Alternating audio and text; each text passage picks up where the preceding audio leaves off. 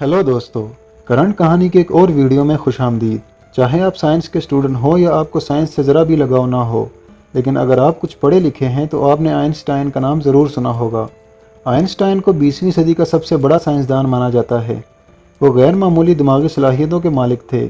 Einstein की काविशों की बदौलत ही आज हम साइंस के मैदानों में इंसानी अजमत के गाड़े हुए झंडों को अपनी आंखों से देख सकते हैं। 2011 में अमेरिकी शहर फिलाडेल्फिया के motor museum and historical medical laboratory में इस अजीम साइंसदान का दिमाग नुमाइश के लिए रखा गया।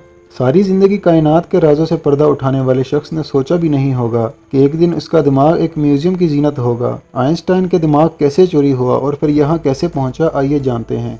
वीडियो में आगे बढ़ने से पहले आपसे गुजारिश है कि चैनल को सब्सक्राइब करके बेल के बटन को दबा दें ताकि आपको आने वाली वीडियोस का नोटिफिकेशन मिल सके। शुक्रिया। ये 17 अप्रैल 1955 की बात है जब आइंस्टाइन को सीने में शदीद तकलीफ का एहसास हुआ। इन्हें न्यू जर्सी के प्रिंसटन हॉस्पिटल लाया गया, लेकिन वो दिल की इस तकलीफ से जांबर ना हो सके और अगली सुबह इनकी मौत वाक़या हो गई। इनके मौत के वक्त उम्र तकरीबन 76 साल थी।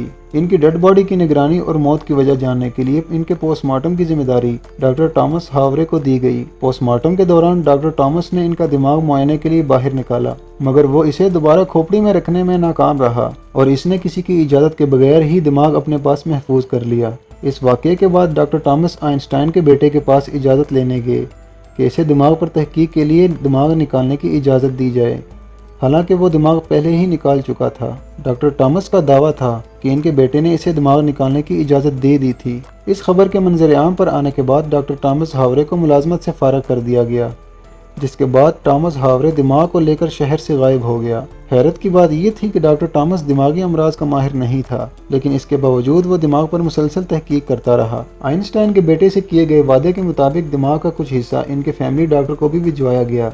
डॉक्टर हावरे को अपनी इब्तदाई तहकीक से पता चला कि दिमाग के दोनों हिस्सों को डांपने वाली मखसूस तह मौजूद नहीं थी और दिमाग के खुलियों का हिफाजती हिस्सा भी नुमाया तौर पर बड़ा था। गोया आइंस्टाइन का दिमाग आम अफराद से कुछ मुख्तलिफ था। इस वाक़े के कई साल तक आइंस्टाइन का दिमाग मंजर आम से गायब रहा। किसी को भी मालूम नहीं था कि डॉक्टर टॉमस ने दिमाग के साथ क्या किया, लेकिन कई सालों बाद टॉमस ने दिमाग के कुछ हिस्से मजीद तहकीक के लिए न्यूरो साइंसदानों को भिजवाए ताकि वो बेहतर जायजा ले सकें कि दिमाग के किस हिस्से ने आइंस्टाइन को 20वीं सदी का ज़हीन तरीन साइंसदान बनने में मदद दी। तफसीली मुआयने और तजुर्बात से पता चला कि आइंस्टाइन के दिमाग का वो हिस्सा जिनका ताल्लुक बोलचाल और ज़ुबान से होता है वो अमूमन छोटे थे, जबकि हिसाब किताब और सोच विचार से मुतल्लिक हिस्से एक नॉर्मल दिमाग की बनिस्बत 15% बड़े थे। इस बात का असर आइंस्टाइन की ज़िंदगी में भी मिलता है, क्योंकि वो अमूमन कम गो थे, लेकिन रियाजी में इस वक्त इनका कोई सानी नहीं था। आइंस्टाइन के दिमाग का एक और नुमाया पहलू ये था कि इनकी मौत 76 साल की उम्र में हुई थी, लेकिन इनके दिमाग की साख्त एक जवान शख्स जैसी थी।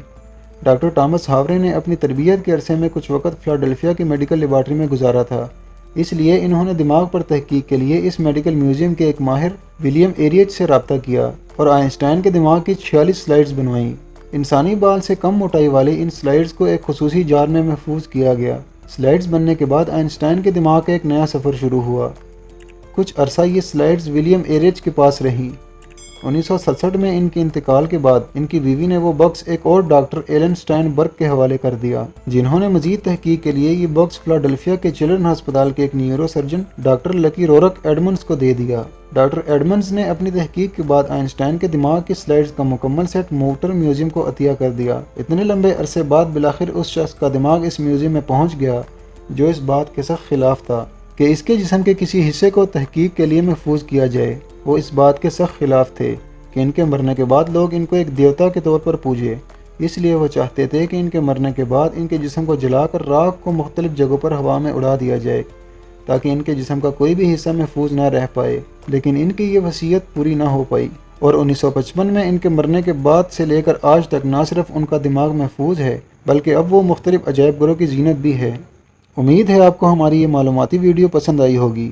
वीडियो को लाइक करें और दोस्तों के साथ शेयर करें और कमेंट में हमें अपनी कीमती राय से ज़रूर आगाह करें। अपना बहुत सारा ख्याल रखिए। मिलते हैं अगली वीडियो में, तब तक के लिए अल्लाह हाफिज़।